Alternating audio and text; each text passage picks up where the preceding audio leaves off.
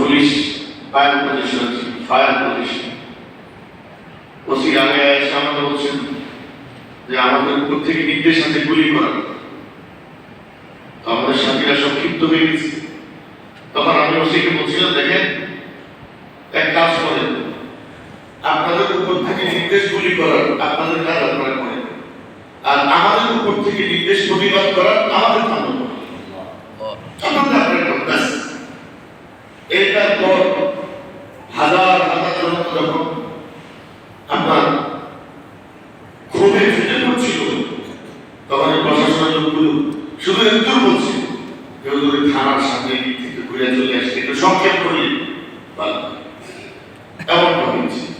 তা আমরা আল্লাহর মধ্যে যত কিছুই হয়েছে সেটা আসলেও মামলায় আমাদেরকে আসামি করা হয়েছে। বহুত হয়তো আল্লাহ তাআলা কারণ নির্যাতন থেকে বিভিন্নভাবে বাঁচিয়েছে, সমস্ত মুরব্বীদের ন্যায় নজর তাদের তকবীর তাদের চেষ্টার বদৌলতে হয়তো আমরা বেঁচে গেছি। হয়তো যারা চিন্তার কারণে যেতে হয়নি, কিন্তু যারা ভিতরে জেলে ছিল, যারা বাইরে আমরা ছিলাম, আমরা বড় জেলখানা ছিলাম, নিজের ঘরে থেকেও প্রতিটা মুহূর্তে আতঙ্কে ভুগতে হতো। আমাদের মুফতি জিয়া সাহেব তো মাদ্রাসাকে ঘেরাও করে রাখেন, বাইকোর্স করে ঘুরে নিয়েছে, একদিন এক রাত ওখানে রেখেছেন। তারপরে ওখানে যখন সম্মিলিত প্রতিবাদ করলেন, সেখানে গেলেন, শেষ পর্যন্ত তারা এটা কত স্বীকার করে আমাদেরকে ছেড়ে দিতে বাধ্য হয়েছে। তাহলে উনি বৎসরের পর বৎসর চলে যেতেছি আয়না বলে আল্লাহ তাআলা জালিমদের জুলুম থেকে সাময়িক একটা মুক্তি আমাদেরকে দিয়েছেন, কিন্তু এই মুক্তিটাকে স্থায়ী মুক্তিতে পরিণত করার জন্য আমাদেরকে এমন মজবুত ভাবে ঐক্যবদ্ধ হতে হবে যাতে এমন জালিমরা ইসলাম, মানবতা এবং আলেমদের দিকে ভবিষ্যতে চোখ তুলে তাকানোর সাহস পাবে। এমন মজবুত একটা অবস্থানে থাকবে। আমি আজ কয়েকটা উপজেলায় মন্ত্রী সাহেবের নেতৃত্বে আমরা কমিটি করতেছিলাম, বিভিন্ন উপজেলা আমি বলেছি। আজকে আমি আমার ভাইদেরকে যাদের সাথে কাঁধে কাঁধ মিলিয়ে কাজ করতেছিলাম তাদেরকে এই কথাটা বলি যে হেফাজতুল ইসলাম হলো সমস্ত রাজনৈতিক দলগুলোর অরাজনৈতিক প্ল্যাটফর্ম, সবার ঠিকানা। এটা তো মনে রাখতে হবে, আমাদের প্রত্যেক দলের আলাদা কিছু নির্দেশ আছে, আলাদা কিছু কর্মকাণ্ড আছে।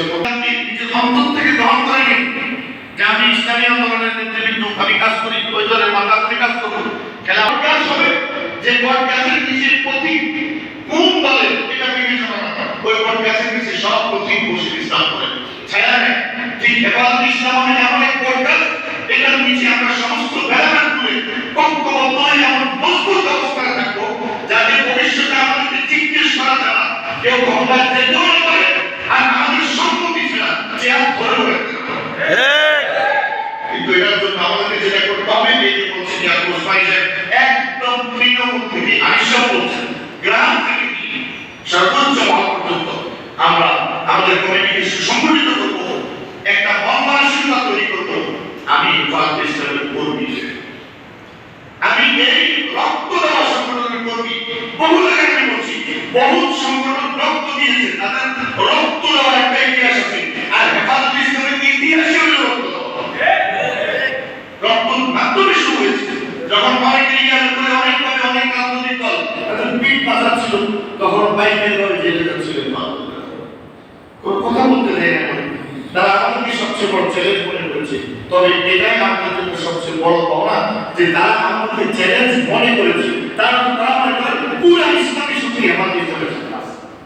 এই জন্য আমার পক্ষে যত রাজনৈতিক দলের বিভিন্ন দলের নেতা কর্মীরা আমরা সবার সাথে সুসম্পর্ক করে তাদেরকে জোড়ার চেষ্টা করবো, আর বাকি নির্দেশনাগুলো আমাদেরকে দিবেন।